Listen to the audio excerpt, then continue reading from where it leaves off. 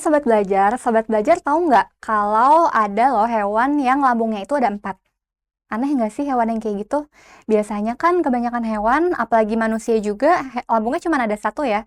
Tapi ternyata ada hewan yang lambungnya ada 4. Nah, hewan tersebut tak lain dan tak bukan adalah yang ada di gambar di depan ini. Ya, apa? Ini adalah gambar sapi. Jadi ternyata sapi yang dagingnya merupakan makanan favorit kita semua nih, dia punya lambung yang jumlahnya sampai 4. Nah, kira-kira buat apa ya fungsi dari lambung tersebut? Dan apakah cuma sapi yang lambungnya ada 4 atau ada hewan yang lainnya? Nah, jadi hewan yang lambungnya ada 4 itu bukan cuma sapi aja, tapi termasuk ke dalam kelompok hewan yang disebut dengan ruminansia.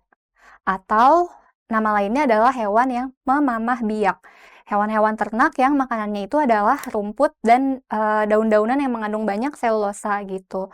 Nah, kalau gitu lambung pada sapi itu jumlahnya memang ada 4 dan setiap lambung dan setiap bagian lambungnya itu punya fungsi yang beda-beda dan namanya juga beda. Nah, sekarang kita lihat ada apa aja.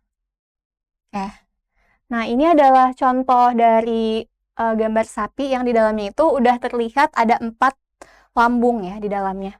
Jadi kalau misalnya kita lihat sapi itu dia emang perutnya besar banget ya, gede gitu. Ternyata emang lambungnya itu besar banget, sistem pencernaannya juga amat sangat kompleks gitu dibandingkan dengan manusia. Nah, nama-nama lambungnya itu kita bisa lihat di sini. Dari yang paling besar namanya adalah rumen. Oke, jadi rumen itu yang warnanya pink muda ini. Ya, jadi dia lambung besar, disebut juga perut besar nama lainnya. Kemudian ada juga lambung yang namanya retikulum, atau disebut juga dengan perut jala. Retikulum itu yang sebelah sini. Oke, kemudian yang ketiga ada juga lambung yang namanya omasum. Omasum yang warnanya ini yang agak kemerahan. Ini ya. Kemudian yang terakhir yang warnanya kuning, ini masih lambung juga. Lambungnya yang keempat itu namanya abomasum. Ya, jadi ternyata memang benar kalau sapi itu ada 4 lambung. Nah, kemudian untuk fungsi-fungsinya, ternyata setiap lambung ini fungsinya beda-beda. Meskipun emang fungsi utamanya itu adalah untuk mencerna makanan. Nah, tapi untuk fungsi-fungsi lebih detailnya nanti akan kita bahas lagi. Oke, kalau gitu Sobat Belajar jangan kemana-mana, tetap stay tune terus di sini karena abis ini kita akan bahas gimana sih pencernaan si lambungnya sapi yang rumit ini dan masing-masing bedanya keempat lambung itu apa ya? Ya, jadi jangan kemana-mana ya, tetap di Ayo Belajar. Jangan lupa belajar, karena sekarang belajar itu mudah. Ayo belajar! Oke, jadi sekarang kita mulai bahas dari hewan ruminansia. Ternyata bukan cuma sapi aja, tapi semua kelompok hewan ruminansia, hewan ternak yang memamah biak, itu mempunyai 4 lambung dengan sistem pencernaan yang berbeda dengan jenis mamalia lainnya gitu.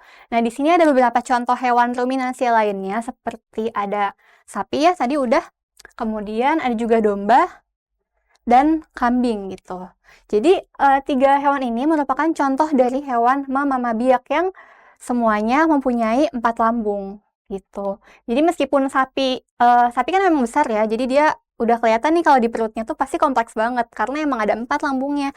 Dan ternyata di kambing juga meskipun kambing ukurannya nggak sebesar sapi, dia juga dalam perutnya ada 4 lambung gitu.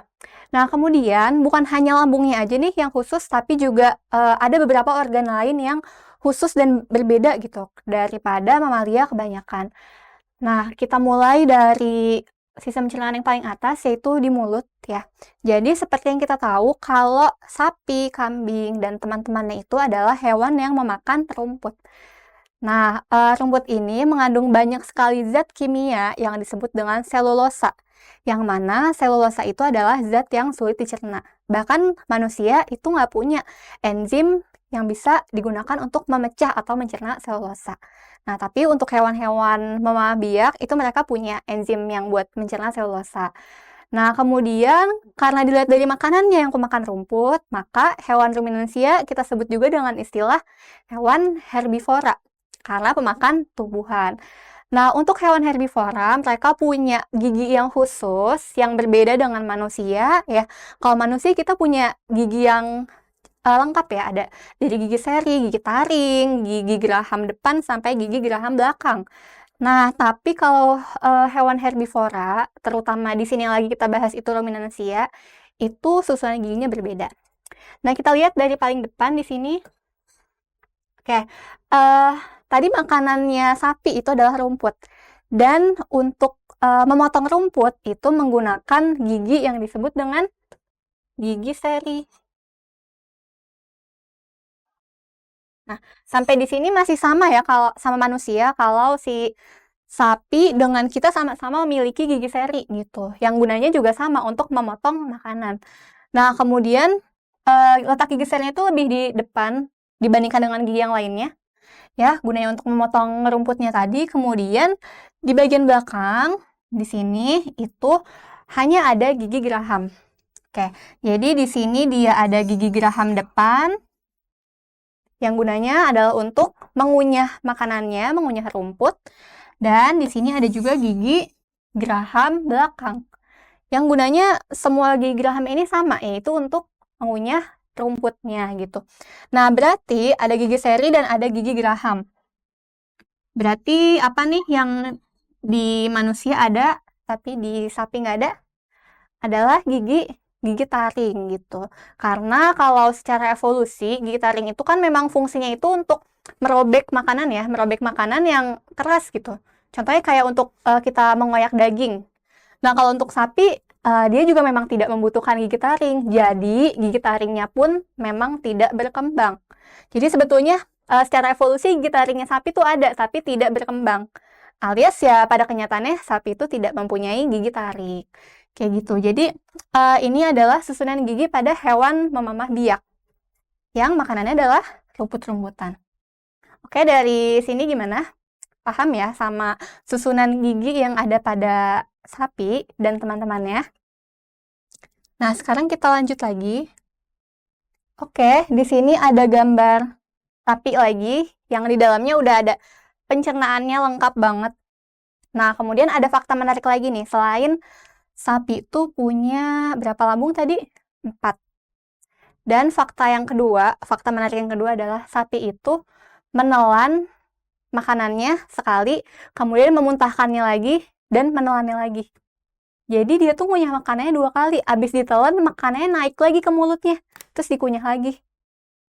Nah, itu merupakan salah satu contoh yang unik banget nih di dalam sistem pencernaannya, karena dia bisa mengeluarkan kembali makanannya dan mengunyah lagi. Gunanya untuk apa? Untuk mempercepat proses pencernaan mekaniknya. Jadi, makanannya yang berupa rumput yang mengandung selulosa itu lebih mudah dan cepat dicernanya. Oke, sekarang tadi kita udah bahas di bagian mulutnya ya. Ini udah di mulutnya. Kemudian kita lihat lagi di bagian esofagus nih ke sini. Oke. Kalau untuk manusia, esofagus itu artinya masih sama ya di sini, itu adalah kerongkongan. Kerongkongan itu jalur makanan. Nah, tapi untuk si ruminansia ini, jalur makanannya itu dari esofagus langsung melewati aja gitu, tanpa ada proses apapun di esofagusnya. Jadi makanan akan ditelan masuk ke esofagus.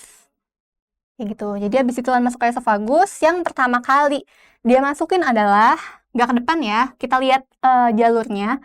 Kita perhatikan tanda panah yang warna hijau di sini. Dari sini dia makan ditelan, dia makan ditelan dari sini, masuknya ke sini, ke bagian lambung yang paling besar, yaitu apa tadi namanya? Rumen. Rumen atau disebut juga dengan perut besar. Karena apa? Karena memang ukurannya tuh di sini besar banget gitu si rumennya. Nah, kemudian untuk si rumen itu khususnya apa? Jadi makanan yang sudah dikunyah dan ditelan setelah masuk ke rumen itu akan ada beberapa pencernaan di sini.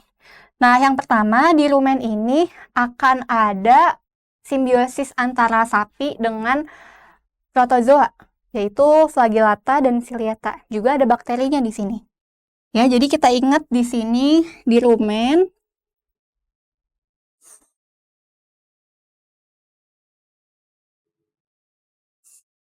Oke. Jadi di rumen itu yang pertama akan ada simbiosis dengan bakteri dan protozoa. Kalau simbiosis itu kan proses yang saling menguntungkan ya. Jadi sapinya diuntungkan, kemudian si bakteri dan protozoa juga diuntungkan. Jadi untuk proses yang ada di rumen ini, nanti si bakteri dan protozoanya akan ngebantu sapi buat ngasilin enzim. Oke, ngasilin enzim. Enzimnya di sini macam-macam. Ada enzim yang buat memecah asam lemak, ada enzim yang buat memecah selulosa, dan ada juga enzim yang buat mencerna protein gitu. Jadi, karena di sini ada enzimnya, pencernaan yang ada di rumen itu salah satunya adalah pencernaan kimiawi gitu. Pokoknya ini poin yang penting banget nih yang harus kita ingat.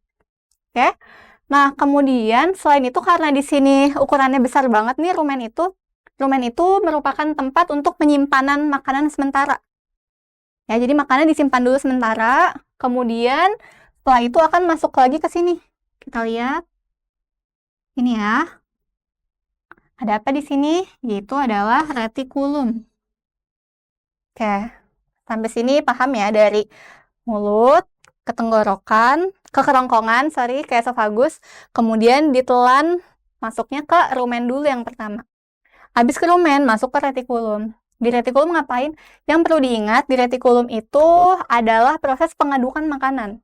Jadi setelah tadi di rumen itu makanannya dikasih enzim, masuk ke retikulum, makanannya diaduk, diolah, supaya pencernaannya makin cepat juga. Selain itu, proses ini juga dibantu dengan gerakan otot pada dinding retikulum. Gitu. Jadi si otot-otot retikulumnya itu berkontraksi, supaya makin cepat buat mencerna makanannya. Dan sampai sini makanan yang udah ditelan tadi udah bisa kita sebut dengan istilah bolus. Bolus tuh istilah untuk makanan yang habis dicerna dan udah berubah jadi bentuk halus. Jadi disebutnya bolus. Nah, ini masih lambung yang kedua ya. Jadi udah ada 2 fungsi lambung nih yang kita tahu. Kemudian kemana lagi habis itu prosesnya? Dari retikulum itu makanannya dikeluarin lagi. Nih, lihat ya tanda panahnya ya. Ini retikulum di sini. Kemudian dia naik lagi kemana dulu? Ke kerongkongan atau ke esofagus. Kemudian dibawa lagi ke mulut. Untuk apa? Untuk ngunyah lagi. Jadi sapi itu kelihatannya ngunyah aja kerjaannya. Karena memang proses pencernaannya itu lama. Ngunyahnya 2 kali. Jadi sekarang adalah proses pengunyahan rumput untuk yang kedua kalinya. Oke? Jadi sampai sini makanannya dikunyah lagi, dicampur lagi dengan salivanya si sapi ya. Kemudian, oh ya, fakta lagi nih. Gigi geraham sapi itu kan tadi buat mengunyah ya. Dan rahangnya itu bisa bergerak menyamping. Jadi kalau kayak manusia kan gerakan rahangnya atas bawah nih ngunyahnya ya. Tapi kalau sapi tuh ngunyahnya miring. Mungkin kalau teman-teman ada yang pernah ngelihat cara sapi makan, dia rahangnya geraknya ke samping gitu. Nah, kemudian setelah dikunyah lagi yang kedua kalinya, makanannya ditelan lagi. Ditelan lagi, kemudian dia hanya melewati lagi retikulum dan masuk ke lambung yang ketiga, yaitu omasum. Oke, di sini terjadi proses pencernaan kimiawi. Kalau pencernaan kimiawi berarti hubungannya sama apa? Sama zat kimia yang disebut dengan enzim. Oke, nah kemudian tapi di omasum ini meskipun ada enzim, di sini udah nggak ada lagi bakteri atau flagellata ya.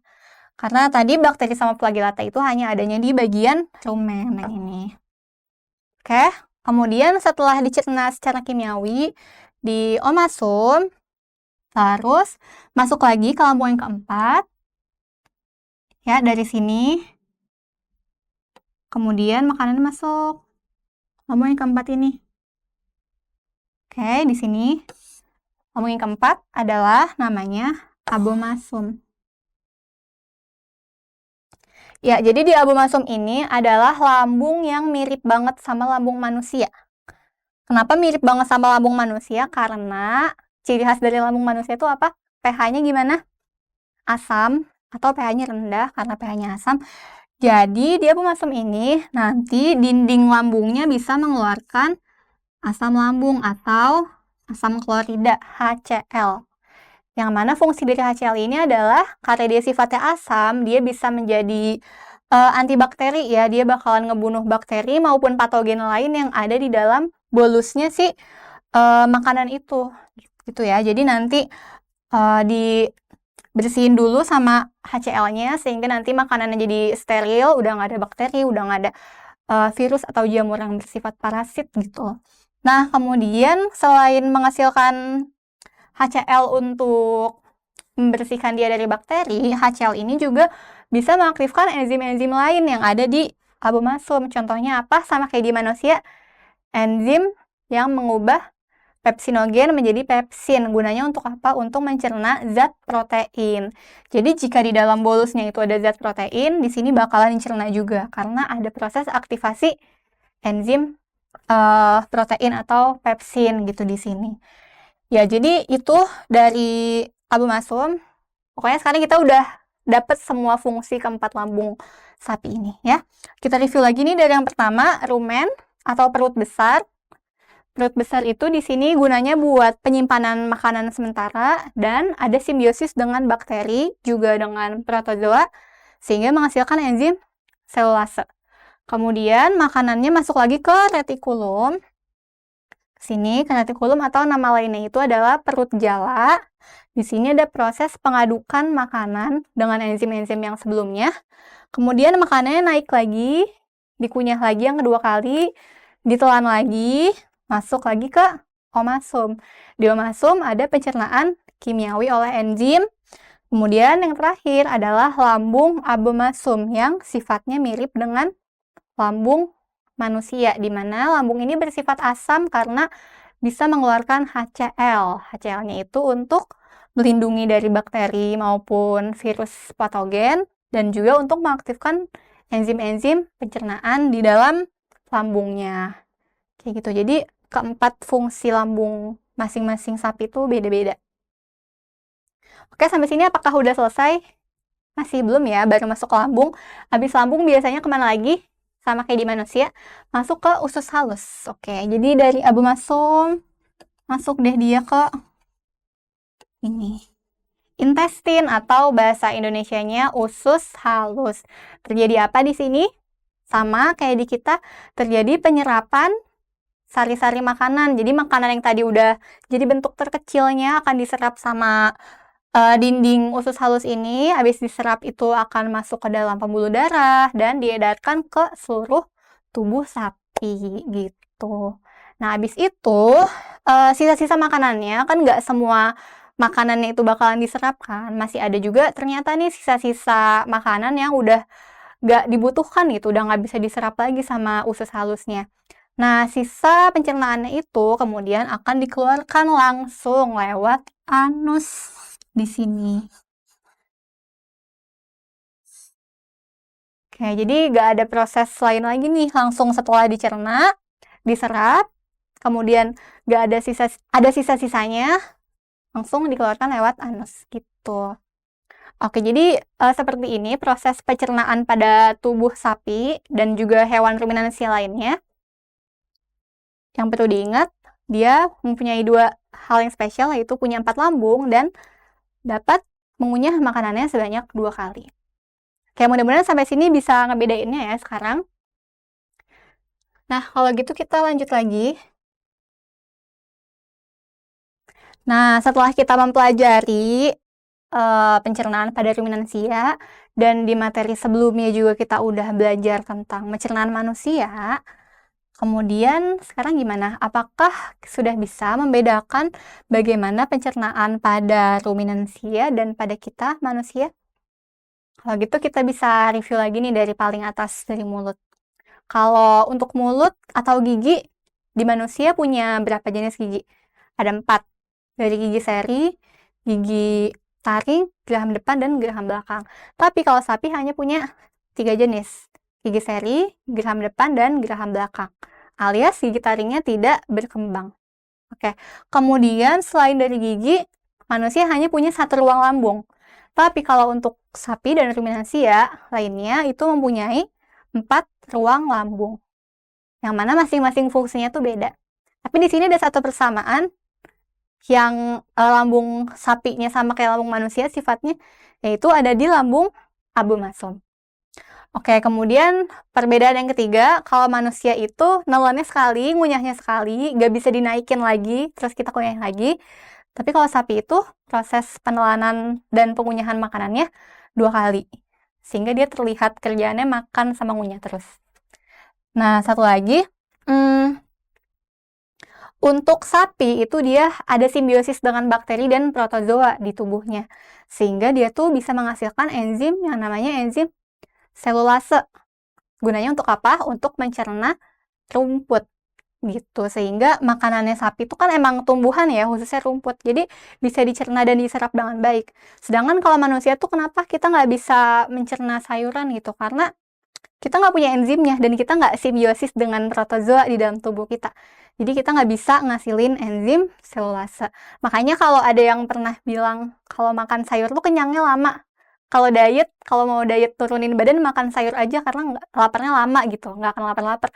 Kenapa? Karena dicernanya tuh lama banget dalam tubuh kita. Kuis. Ya, jadi setelah kita pelajari, ada pertanyaan. Dalam proses pencernaan dibutuhkan zat kimia berupa asam klorida. Dan juga enzim lainnya untuk mempermudah proses penghalusan makanan. Zat tersebut terdapat pada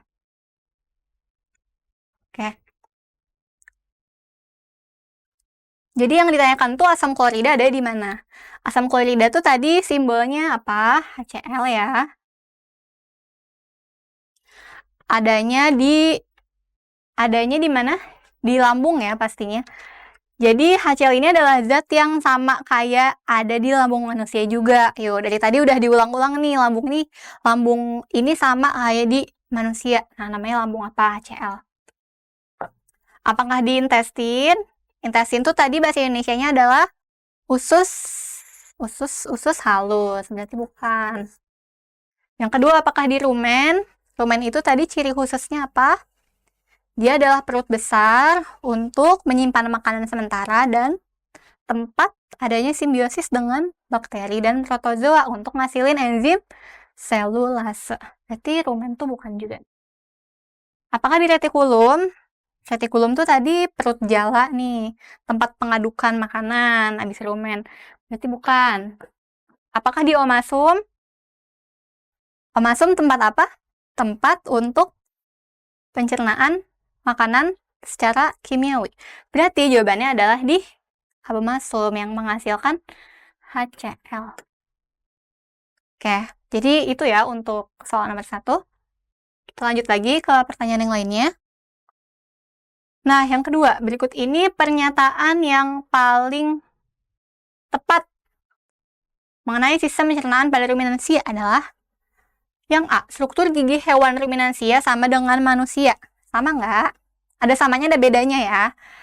Berarti nggak sepenuhnya sama, karena di ruminansia tuh nggak punya gigi taring. Berarti yang A salah. Yang B, rumen adalah lambung yang mirip dengan lambung manusia. Bukan ya, tadi baru dibahas yang mirip sama lambung manusia itu abomasum. Yang B salah juga. Apakah yang C?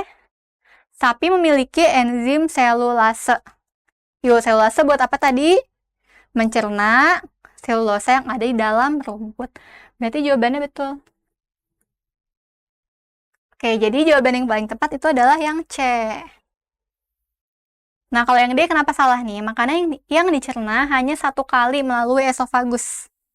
Harusnya berapa kali? 2 kali ya? 2 kali nelen, 2 kali ngeluarin. Kemudian yang E, abomasum adalah tempat penyimpanan makanan sementara pada ruminansia.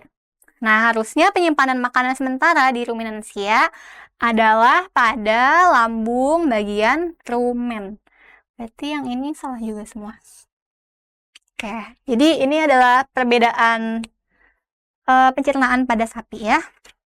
Oke, jadi untuk sistem pencernaan ruminansia, apakah sampai sini udah paham? Ternyata hewan sapi yang selama ini udah sering kita lihat dan sering kita makan itu punya banyak ciri-ciri khusus ya, yang unik banget karena beda nih sama manusia ya. Jadi memang sebetulnya setiap hewan, setiap makhluk hidup itu punya ciri khasnya masing-masing gitu. Nah, makin kita mempelajari, pastinya bakalan bikin kita makin penasaran nih buat apalagi sih keunikan dari sistem pencernaan di hewan-hewan lain, atau apalagi sih keunikan dari hewan-hewan lain yang kita nggak punya tapi mereka punya gitu.